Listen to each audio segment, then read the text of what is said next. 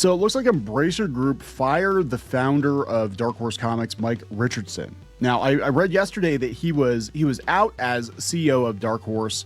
Dark Horse did, of course, become Dark Horse Entertainment because they got into movies and video games and all that stuff.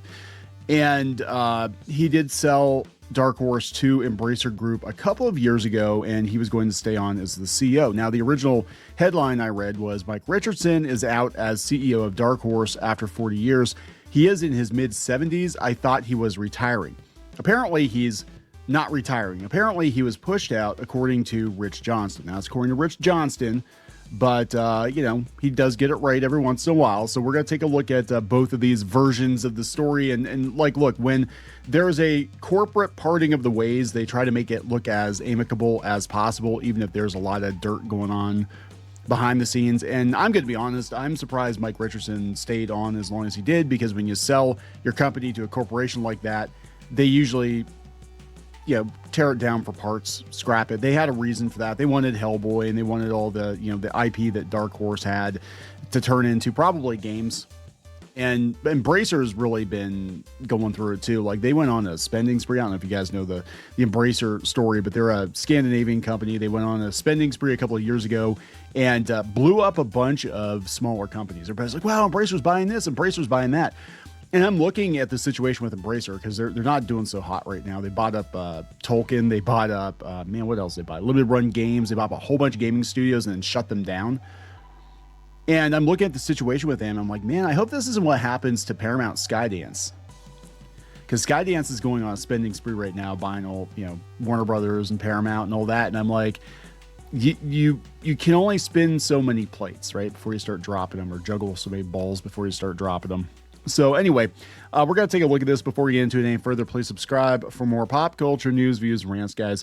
Speaking of comics, if you're a comic fan, go out to Kickstarter. We've left this open for a while yet. You can pick up a copy of the Crimson Run hardcover that's been out of print for not several years, about 3 or 4 years now.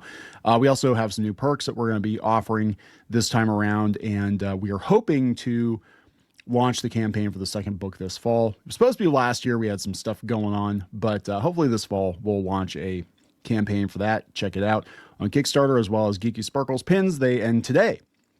That campaign ends today. So thank you very much for that. So here's the original story. This came from the Hollywood Reporter. And then we'll go out and take a look at what Bleeding Cool says.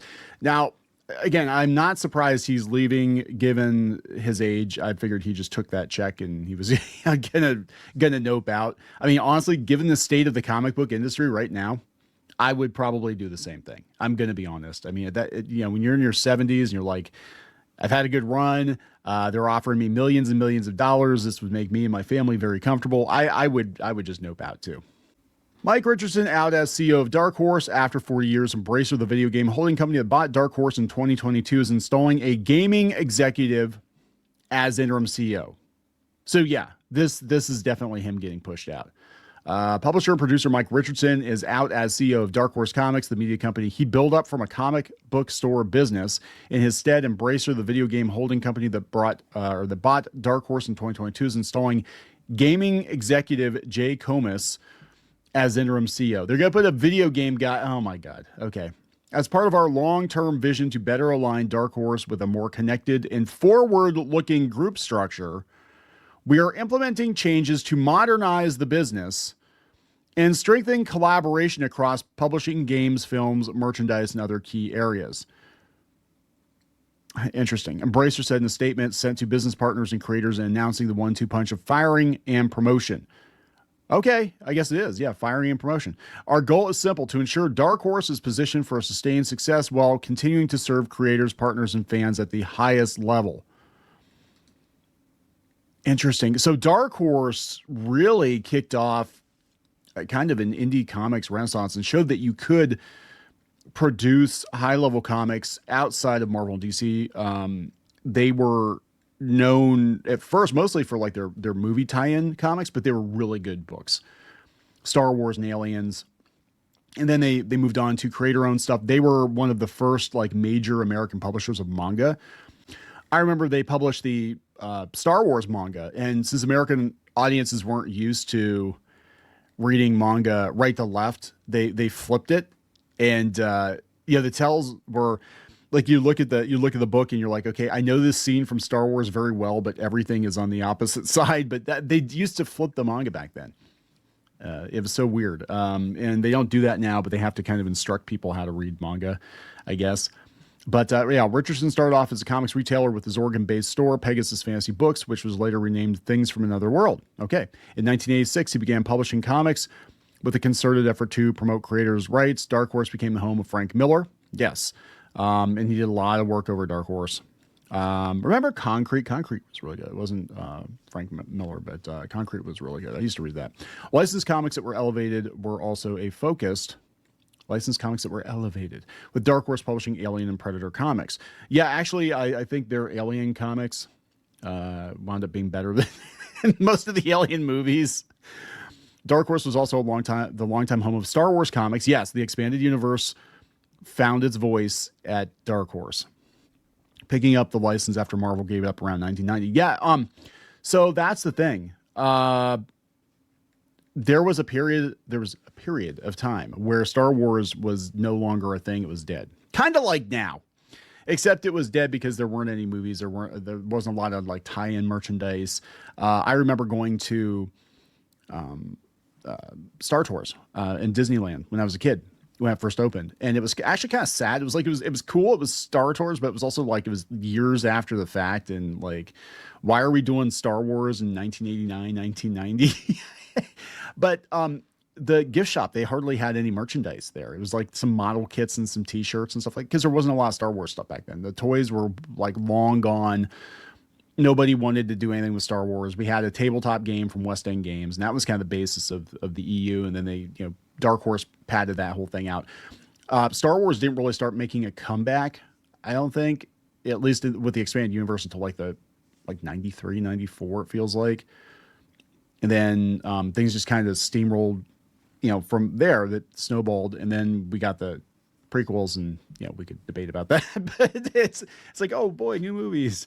Under Richardson, Dark Horse was the first comic company that made a serious and concerted effort to take its comics to Hollywood. Yeah, The Mask and Time Cop were early hits. I forgot all about Time Cop. Barbed Wire was a failure, yes. And Hellboy, built on the strength of his relationship with Larry Gordon, remains a notable Hollywood franchise. The first two. I've never seen the David Harbour one, but I heard it was awful. Hellboy 2 is actually really good. That was Del Toro. It was really good. He was also the executive producer on The Umbrella Academy. Richardson sold the company to Embracer, a Swedish-based umbrella corporation, ironically enough, that primarily owns several video game companies. Yeah, well, they owned a lot more video game companies because they shut a lot of them down.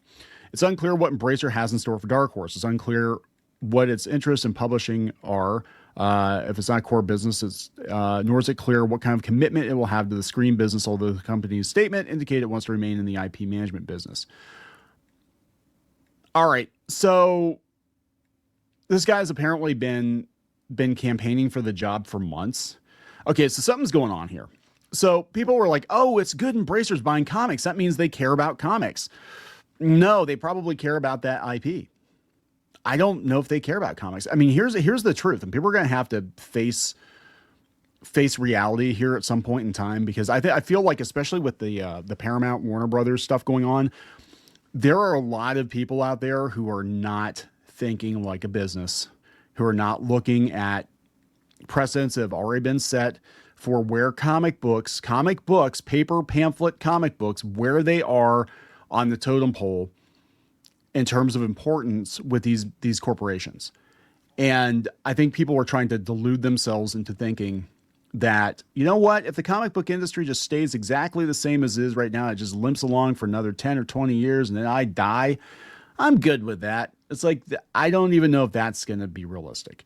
Dark Horse, what's interesting about this is, if they were going to, hypothetically speaking, if Warner Brothers were going to outsource DC Comics to somebody, I would have thought maybe Dark Horse would be one of those companies. And now I'm not so sure about that.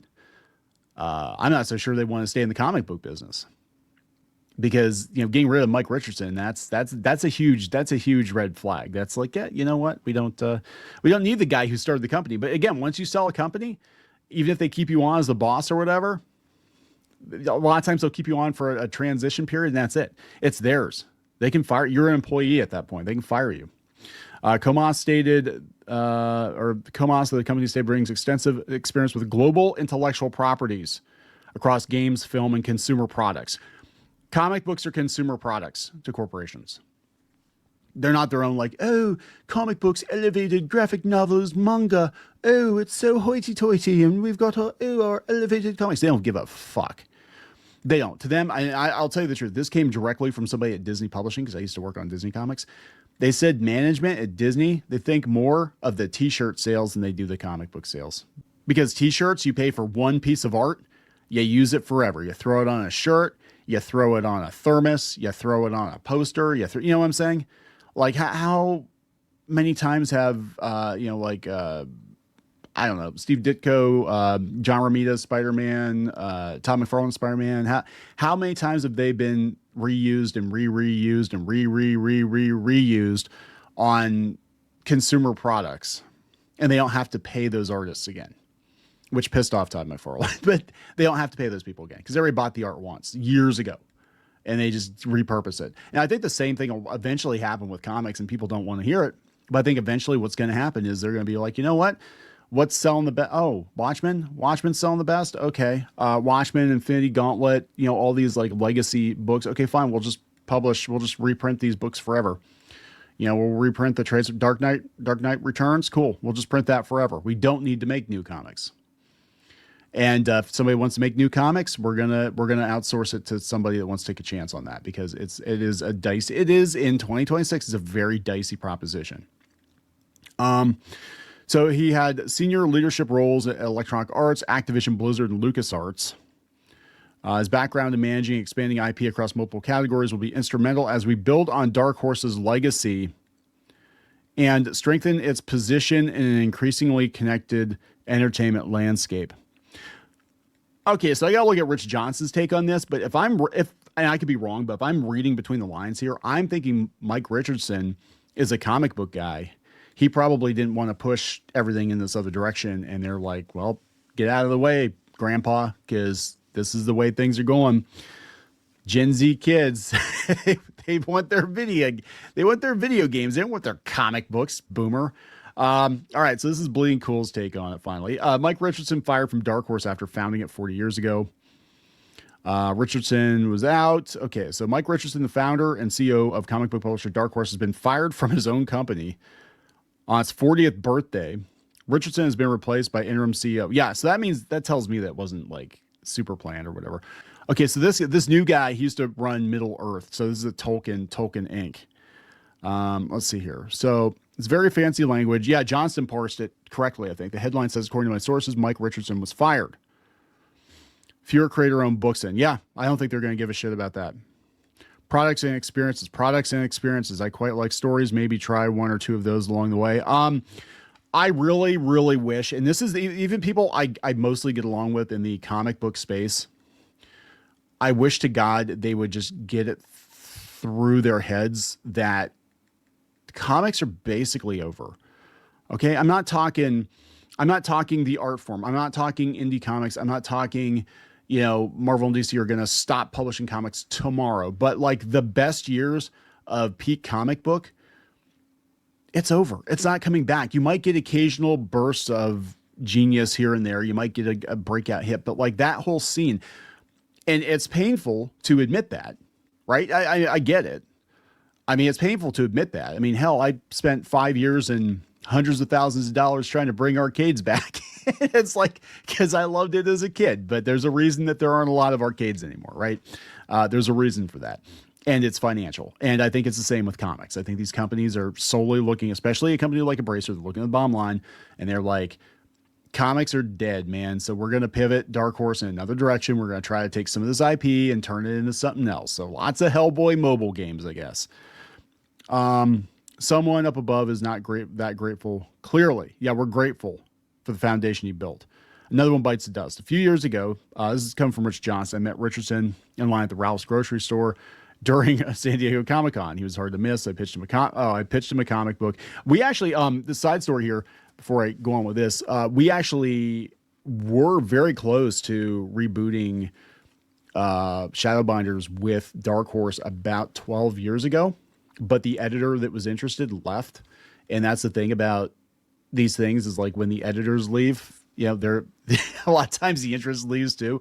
And they went in like a totally different direction, whatever. But yeah, whatever. But yeah, I mean, they've always been a great place, I think, for creator-owned comics. Let's see. I pitched him a comic book I've been working on. He bought it then there on the handshake deal to run his anthology, Dark Horse Presents, magazine that started the publisher off in the first place. He owned Dark Horse entirely and never let anyone forget it, even though there were always rumors he was going to sell it. Eventually he did, and here we are. So Johnson did run Dark Horse Presents. Okay. So, so the transition is described as seamless, with business continuing as usual and no immediate changes to operations. However, industry observers note potential for further restructuring, given Embracer's history of cost-cutting. Yes, and Dark Horse's recent internal adjustments just weeks prior at the Comics Pro retailer meeting. Dark Horse announced new partnerships with Abstract Studios, Tiny Onion, Three Worlds, Three Moons, along with retailer incentive programs, return of, Paul Chadwick's Concrete. There it is. I love Concrete. That's awesome. Signaling an ongoing commitment to growth. It looks like this has all happened rather quickly. So Richardson's departure closes a chapter defined by risk-taking and creator support in an industry dominated by giants like Marvel, DC. Yeah, it's like, look, I mean, I'm not trying to be doom and gloom. Everybody's like, you're just being so doom and gloom and negative about comics because there's 5 good comics out there. No, dudes, stop being obtuse. This marks the end of an era. All right. I mean, we've got this going on at the same time that Warner Brothers is being sold to Paramount, who again or Skydance rather. The Ellisons are vicious cost cutters, and they're going to take a look at comic books and they're going to be like, it's not worth it. Let's outsource it. I am concerned though, because I thought for sure they'd probably kick the stuff over the Dark Horse. I don't think comics are that important or are going to be that important to them going forward. I think it's just another IP farm and Embracer. They'll give it a shot, and if it doesn't make money, they'll shut it down. They've shut down several gaming studios, and they'll just be like, "Yep, well, we got Hellboy and whatever else we wanted out of the deal." So there we go. But this is what IDW wants. They wanted to sell themselves. They've been trying to sell themselves. Nobody wants them because they don't have any IP. They don't have anything that's worth it. They just have a lot of debt, right? And they can't keep the licenses they have now. They're in such a shit state. Now they're trying to go out and be like, you know, we're going to be the creator friendly option. I'm like, really? Because they're just paying people page rates basically for their own stuff. It's like, nah. I don't know. So RIP Dark Horse. I think this is it, man. It's done. So I'm going to wrap it up. Please subscribe. We'll talk later.